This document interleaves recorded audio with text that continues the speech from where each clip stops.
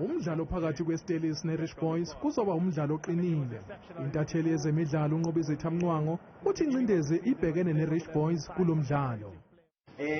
Libhekene nencindezi. Siyazi ukuthi leza kahle kuCarling njengoba likhiphele ngaphandle iOrlando Pirates kodwa umehluko ukuthi ke inkinga yabo nabo yokungakori iyaqhubeka. Umdlalo womkhaya phakathi kweRoyal AM neGolden Arrows nalapho uMaputi Khanyeze emangaza abaningi ecija leli qembu nelisendaweni enhle kumanje kuLog. Umnqwangu uthi abafana besithende kungenzeka babe sendaweni yesibili kuLog.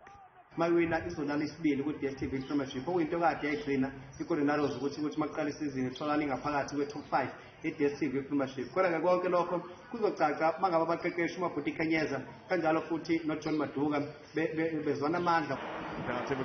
Ezimnyama zona zizobhekana neSiphukhune United kanti omabili lamaqembu aphumile emqhudelwaneni weCarling Knockout Cup kanti amabhakabhaka awenzi kahle emidlalweni yamaphuzu.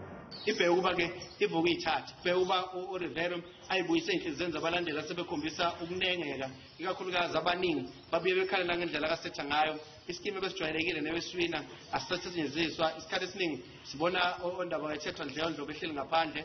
iCape Town City yona izobhekana neChippa United.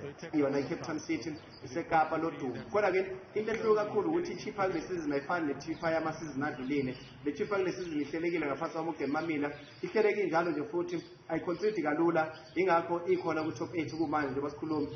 Le midlalo izoqala ngokuba nomzuzu wokuthula ukuhlonipha umgadli wamaZulu boNkosi Ntuli oshone izolo emva kokuhlaselwa umdlavuza emasontweni amabili edlule.